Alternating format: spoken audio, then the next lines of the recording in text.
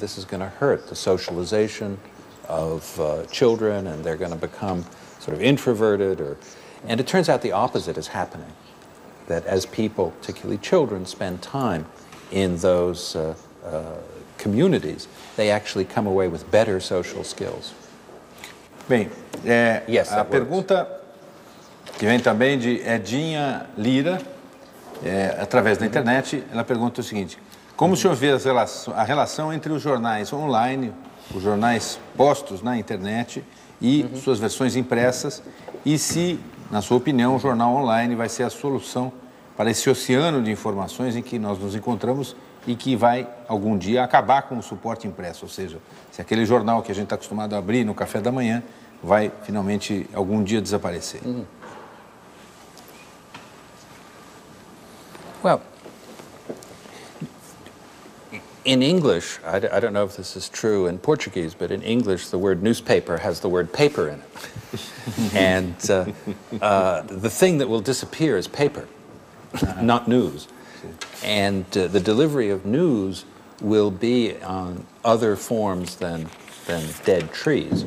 It'll be delivered in many, many different ways. It'll be delivered on things that look and feel like paper, but they're electronic. It'll be through other media, which may be audio, maybe video, maybe all sorts of different ways of delivering the news. And of course, once it's delivered electronically, then you have the option of personalizing it, filtering it, and doing things that you didn't have the option to do before. So it's not that newspapers will die and something will appear. It's that the people who publish newspapers will deliver the news in a variety of different ways. And for the time being, and probably for the next 3 or 4 years, the most economical way might still be paper. And so it will dominate for that short period. But eventually, there will be a variety of ways. I get very little news from paper these days. In fact, in my life, I have almost no paper. I almost do not read paper anymore, and I admit that this is somewhat purposeful and is almost disciplined, but I can see more and more drifting in that direction. Eu, como muitos jornalistas, sou acostumado a ler notícias no jornal, como começo de trabalho, de serviço, digamos assim. E o que eu não consigo localizar na internet, nos vários meios que oferecem notícia hoje com muita rapidez e muita eficiência, sem dúvida, é a questão da hierarquia da notícia. Quando eu pego uma página de jornal, e qualquer leitor de jornal sabe disso, é possível pela posição das notícias, por quem está assinando aquela notícia, pela foto que está anexada e pela disposição na página, saber se aquele jornal considera essa notícia importante ou não, se ela considera que essa notícia é parcial ou não, etc. Na internet, pelo menos nas versões que eu conheço, né, disponíveis, isso não existe. É o usuário que faz essa escolha e aparece diante dele um leque de notícias, muitas vezes apenas pelo título, tão grande que torna-se difícil enxergar essa hierarquia. Pelo menos enxergar essa hierarquia que aquele jornal determinou. Isso é possível de ser resolvido, na sua opinião?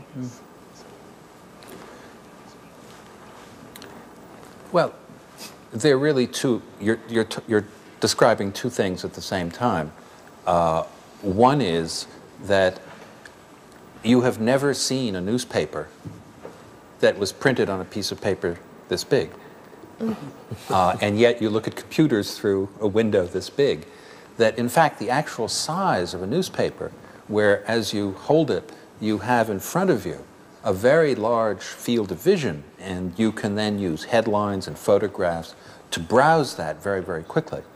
And if I'm interested in serendipitous experience, I'm interested in knowing what I don't know and understanding relationships and values that people put on sort of the quality and importance of a story, that's a wonderful way to do it. And the large format is really quite appropriate.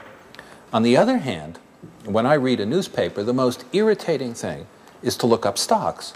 I look at these tiny little print, which I can't even read anyway, and I'm going down the list and I'm looking for stocks that I may be interested in, and it's what a stupid way to get stocks. First of all, most people don't look at the stocks anyway, and then it's a real waste of paper. And then if you do look at the stocks, you only look at a few. So what a perfect thing on your online system, have the stocks you're interested in that follows and the news stories related, and that's sort of a perfect online example because it's not serendipitous. In other words, I'm not looking to know about, I have a very directed mission, if you will, when I look at that stock list. So you take these two kinds of experience, if you will, in the news, and what you'd like to do is merge them. You would like to use the quality of an online system to be able to make that focus and sort of about the things that in some sense you know you want to know, and then learn from newspapers and learn from maybe with new technologies for display and new technologies for in software emulating what a newspaper does, learn from them to help the serendipitous part of information gathering and consumption. Queria só saber como é que, a propósito disso, Marcon, desculpa, como anda o projeto do Media Lab, do MIT, do jornal eletrônico? Você falou várias vezes disso há alguns anos, eu me lembro, e depois eu perdi um pouco o pé desse processo. Aquela ideia de fazer o jornal com características, o jornal eletrônico com características muito próximas da mídia impressa, do jornal impresso. Como é que está esse projeto? Ele prosperou? Você desistiu da ideia? Como é que é? Well, in one part of the laboratory, we have actually developed electronic paper to build a material that is paper-based, but is a computer display. So we actually will work on the technology to make it really look and feel like paper. And we think we can do it inexpensively enough such that you could have many sheets of this bound together in something that looks and feels like a book. And pages happen to be blank, and you can download into the book any book, and when you finish reading it, you can download another book. So that's one side of the story. Another side of the story is to try and build a system that's intelligent enough to effectively read the stories for you. And so it can be gathering news by understanding the content. That's a much longer term project because understanding the content is still many years away.